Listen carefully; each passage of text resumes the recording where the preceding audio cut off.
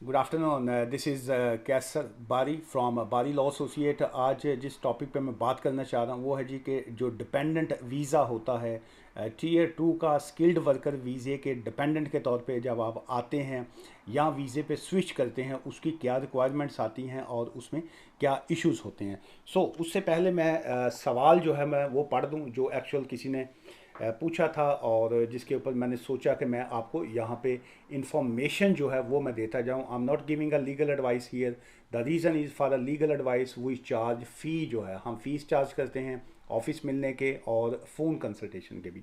सवाल ये था जी कि according to tier two dependent visa rules the spouse must be in a civil relationship और मैरिड। सेकंड उन्होंने पॉइंट लिखा था कि living together for at least 2 years। Third उन्होंने लिखा है जी कि this is not the case with here and kindly let me this and that anyway. So obviously privacy है, कॉन्फिडेंशियलिटी है। मैं किसी का क्लाइंट का नाम या बाकियों का तो मैं बाय लॉ ले भी नहीं रहा हूँ, इसमें सब जनरल हम इंफॉर्मेशन की बात कर रहे हैं। देखिए उसमें जो सेकंड पॉइंट है उसको मैं पहले एक्सप्लेन कर देता हूँ। ये जो living together for at least 2 years का जो है, ये इस केस से रिलेटेड नहीं होता। ये डिपेंडेंट का वीज़ा और जो स्किल्ड वर्कर वीज़े का होता है, इसमें ये 2 years रिलेशनशिप नहीं होता। उसको 2 years रिलेशनशिप जो होता है वो एक डिफरेंट किस्म के केसेस होते हैं। जब आप कोई शख्स जो है, लेट से कोई ओवर स्टेयर है, कोई इलीगल है या जिसका कोई स्टेटस नहीं है और वो किसी ब्रिटिश सिटीज़न के साथ, ब्रिटिश नेशनल के साथ कम अज़ कम जो है वो 2 years से साथ में रहते हैं, लिविंग टुगेदर रिलेशनशिप है। या वो इसमें अब 2 years के अलावा 4 years का भी रिलेशनशिप आता है।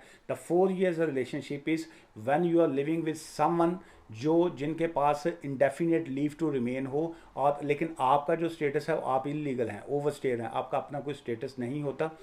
इस तरह की जो सिचुएशन में जब आप किसी के साथ रहते हैं तो उसको जो है वो रिलेशनशिप कहा जाता है। On the basis of a relationship आप एक एप्लीकेशन फिर होम ऑफिस को फाइल करते हैं और उसमें अपनी एविडेंस उनको देते हैं, जो आपकी 2 साल की, 2 years की या आपकी 4 years की रिलेशनशिप की एविडेंस होती है, जो कहते हैं जी कि हमें जो है आप डिपेंडेंट का वीज़ा जो है वो दें या स्पाउस का वीज़ा आप दें। ठीक है, ये सेपरेट एक चीज़ आ गई। अब हम आज के टॉपिक में हम बात कर रहे हैं कि आप के पास जो है वो स्किल्ड वर्कर वीज़ा है, आप टीयर टू के वीज़ा पे हैं। अब आप अपनी फैमिली मेम्बर्स को जो है वो साथ यूके जो है वो बुलाना चाह रहे हैं, तो उसकी क्या उसमें रूल्स में क्या आएगा जी, ये है जी आज का टॉपिक।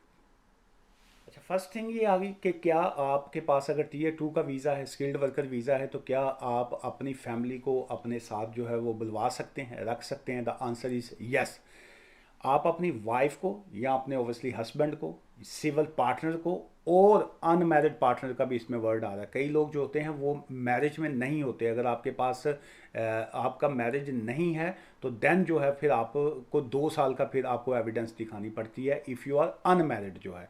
लेकिन अगर आप मैरिड हैं, अगर आपके पास मैरिज सर्टिफिकेट है, तो फिर जो है वो उसका टाइम लिमिट नहीं है कि वो कितनी देर का होना चाहिए। आपने शादी आज की है और आप डे आफ्टर टुमारो जो है आप एप्लीकेशन जो है वो फाइल कर सकते हैं। सिर्फ 2 साल की आपने एविडेंस वहाँ पे दिखानी है जहाँ पे आप अनमैरिड हैं, उस केस में। अच्छा, फिर उसके बाद आ गया योर चिल्ड्रन अंडर 18। वो बच्चे, अगर वो आपके बच्चे हैं 18 साल से कम के हैं, तो आप उनको एप्लीकेशन में एज अ डिपेंडेंट उनको बुलवा सकते हैं। Otherwise including they were born in the UK during your stay, even के वो कई लोगों के बच्चे यहाँ पे जो पैदा हुए थे। अच्छा, इसके अलावा अगर वो बच्चे आपके नहीं हैं, आपसे मुराद ये है कि आपके दोनों के रिलेशनशिप से नहीं हैं, वो आपकी वाइफ के बच्चे हैं या आपके हस्बैंड के बच्चे हैं, तो फिर उस कंडीशन में आपको ऑफिशियल गवर्नमेंट के डॉक्यूमेंट्स या गार्डियनशिप का कोर्ट डॉक्यूमेंट्स आपको दिखाने पड़ेंगे कि we have a sole custody जो है फॉर दिस चाइल्ड जो है, तब आपको वो दिखाने पड़ेंगे जी।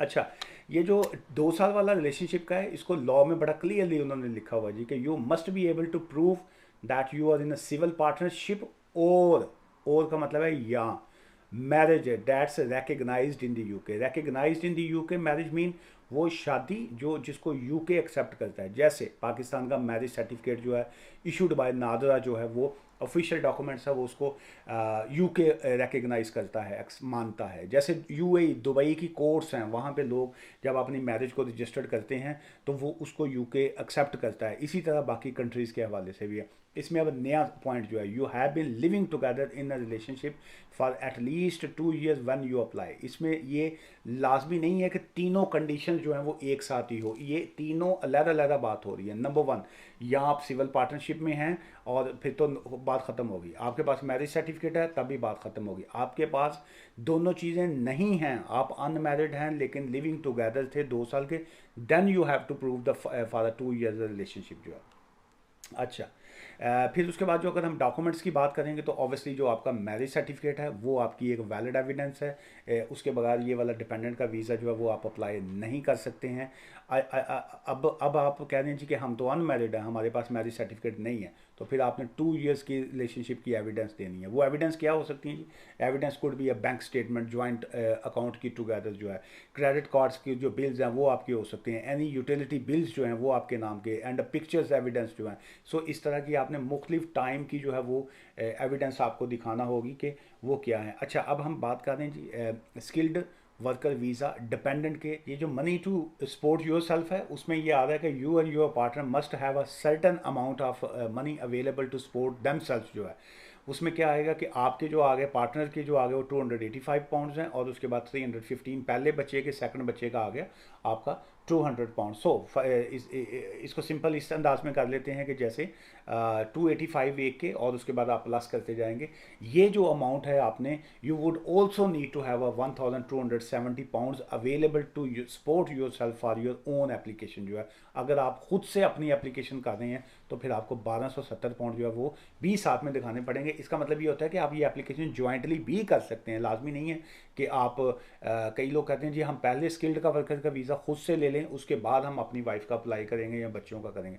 इफ़ यू वांट आप दो सभी का इकट्ठा भी अप्लाई कर सकते हैं, लेकिन अगर आप चाहते हैं कि मैं पहले ले लूँ, ईजी हो जाए, उसके स्टिकर की कॉपी जो है वो मैं साथ में लगाऊंगा तो उनका भी वीज़ा आसान हो जाए, तो इस entirely up to you. Otherwise अगर आप साथ में अपनी करेंगे तो फिर आपको 1270 प्लस आपको शो करवाने पड़ेंगे। अच्छा, फिर उसमें जो कितने दिन की बैंक स्टेटमेंट हो, ये मस्ट बी 28 डेज़ की होनी चाहिए, सेम ऐसे ही जैसे स्टूडेंट की होती है 28 दिन की। सो इसमें ये आपको वो दिखानी पड़े। अच्छा, फिर उसके बाद एक और चीज़ आ जाती है, you have been in the UK with a valid visa for at least 12 months जो है। वो अगर कई लोग जो होते हैं जो पहले से रह रहे होते हैं उनका क्राइटेरिया, उनकी सिचुएशन जो है वो डिफरेंट आ जाती है, लेकिन ये स्किल्ड वर्कर वीज़ा जो है इसमें जो आपका डिपेंडेंट है उसको उतनी देर का वीज़ा मिलता है जितनी देर का आपका वीज़ा जो है वो वैलिड या बाकी रह जाता है जी। सो ये थी जी आज की एक बेसिक सी आपको इन्फॉर्मेशन मैंने दी। सो एवरेज टाइम की अगर हम बात करें तो तकरीबन जो है 4 to 6 वीक्स जो हैं वो लग जाते हैं, लेकिन इसमें they must pay to the get a faster decision they will told if they can when they apply. Depend कर रहा होता है कि कौन से कंट्री में कई जगह पे ओपन होते हैं फास्टर ट्रैक वाले जो हैं प्रायोरिटी सर्विस, कई जगह पे ओपन नहीं होती, उसकी फ़ीस जो होती है वो सेपरेट होती है, वो ऑन टॉप ऑफ दैट जो है वो आपने पे करनी होती है। सो एवरेज टाइम 3-4 वीक का वो बोलते हैं, लेकिन सम टाइम जो है एप्लीकेशन में टाइम ज़्यादा जो है लग जाता है। ये थी जी आज की एक बेसिक सी वीडियो। मुझसे मिलना चाहें, ब्रैडफोर्ड ऑफिस है, और हमारा ऑफिस जो है वो कंसल्टेशन की फ़ीस चार्ज करता है। और किसी दोस्त ने लिखा था वहीं पे कि जी के क्या आपसे बात करने के लिए जो है वो कंसल्टेशन की फ़ीस देनी पड़ती है? ऑफ कोर्स फ़ीस मैं चार्ज करता हूँ जी, फ्री एडवाइस नहीं देता। अच्छा, दूसरी मरतबा बात करेंगे तो दोबारा फ़ीस देनी पड़ेगी। आप चाहे मुझसे डेली बात करें, डेली फ़ीस देनी पड़ेगी। एक कंसल्टेशन की फ़ीस का मतलब है कि जी वो वन टाइम होती है। सो इसलिए कई लोग जो होते हैं वो बेटर यही होता है कि आप अपने सवालात को पहले लिख लिया करें, जब आप कॉल करें उसी वक्त आप कर लें। अगर आपने फ़ोन बंद कर दिया, 2 घंटे बाद आपके जहन में दोबारा सवाल आया है, तो मैं माफ़ी चाहता हूँ, हम टाइम के पैसे होते हैं, फ़ीस हम दोबारा जो है वो फ़ोन कंसल्टेशन की 30 पाउंड्स हैं, ऑफिस मिलने के 50 पाउंड्स हैं, वो हम चार्ज लाजमी करते हैं।